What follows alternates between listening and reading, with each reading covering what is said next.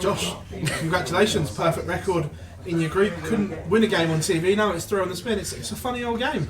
Of course it's a funny old game, 3 on the spin, but our game against Bury was all banter, a bit of fun. Me and Bury got on very well, which he proved. Was playing well the first 3 legs, and then he started with the crowds, and then I got involved with it because might as well.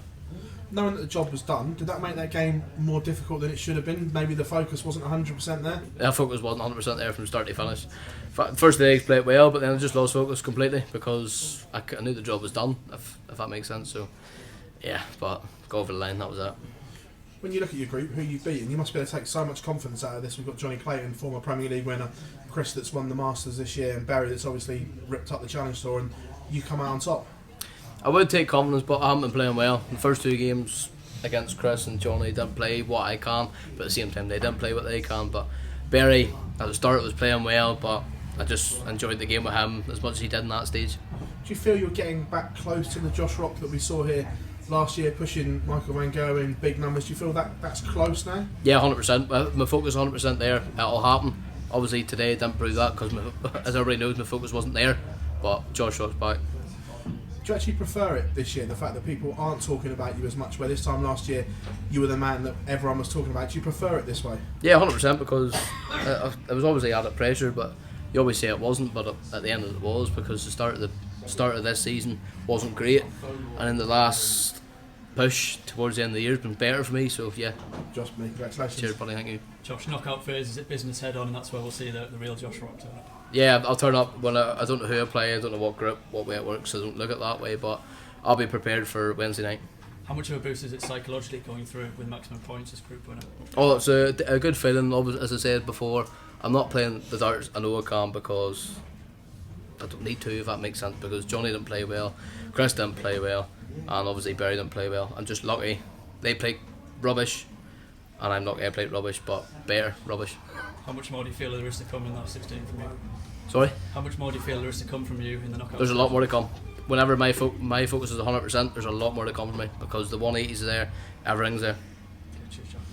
Josh, when a match is like that, so jovial like it was with Barry, do you have to be careful not to get dragged into it too much? Well, I showed it. I got dragged into it because he was enjoying it, but I knew if I won 2 legs, or was it 1 or 2 legs, it was guaranteed top of the group anyway. But after I won the 2 legs, it just kind of all focus won, and I got dragged into Barry's game. He didn't care, and then I started not caring, which is bad for me, but that's just what happened. I want to take you back a couple of weeks to becoming #1 Northern Ireland ranked player. Was that a big moment for you and a very proud moment? Yeah, it was a very proud moment, because obviously Darryl's been about the scene longer than I have. Darryl's been number 4 in the world, but he's been Northern Ireland #1 for a long time, and now I've took his spot. It's a good feeling. And you obviously played Darryl not so long after that. Was that a tough one to take? It was not at the time. When I thought about it, I was like, just doubles, which is usually my weakest point in my game, and I actually haven't been missing too many bar that last 2 days against Barry, but doubles have actually been shockingly good, in my opinion, I think anyway. So against Darryl, when I played him, they were terrible, but I've learnt from it. Compared to this time 12 months ago, the expectations changed at all for yourself coming into these big tournaments? Oh, 100%, yeah. The bookies were putting me as 4th, 5th favourite, and I've only had a tour card 18 months less at that time, obviously, so I find it a bit stupid, but they obviously do their odds the way they do it. But later years, in the company, maybe next year, obviously, that the odds will be there for a reason, so yeah. Cheers. Thank you.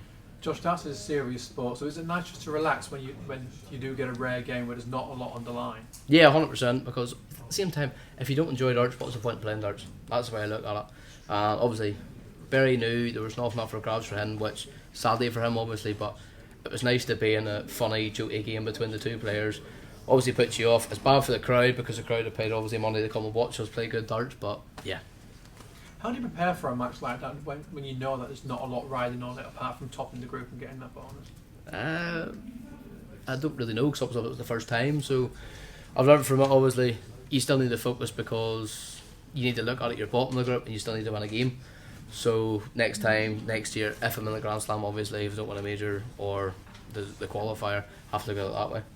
When you spoke about there's not as much expectation this year, do you think that will help your game heading into the business end, that you're sort of going under the radar a little bit more than you was last year heading up to the World Championship? Yeah, 100%, but as I said last year, my name was made by averages, whereas this year I've made more finals, which is the difference. Not many, but it's good. Well, people still thought about it, but not as much as last year because no one knew who I was, and it was just a fresh face. So, yeah, but I've been more consistent this year when it comes to the semi-finals, quarter-finals, finals. So, yeah.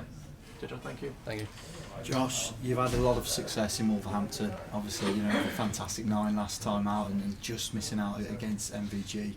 And then obviously topping the group here this year. What makes it so special here? Is it the time of the year? Is it the location? What makes it special for you? I think it must be the location because I knew when I come in here I was like I like this venue, obviously what I've done, so I think that's just stuck in my head, but I just need to focus for the next game. And obviously you missed out last time in the last 16. You must have bigger aspirations this time to go one further. What can you see yourself coming out of this year's tournament? Oh well, I can guarantee I'll play a lot better when it comes to the last 16 because longer format, and I will concentrate a hell of a lot more. So I just take one game at a time and I'll see what Josh Rock turns up.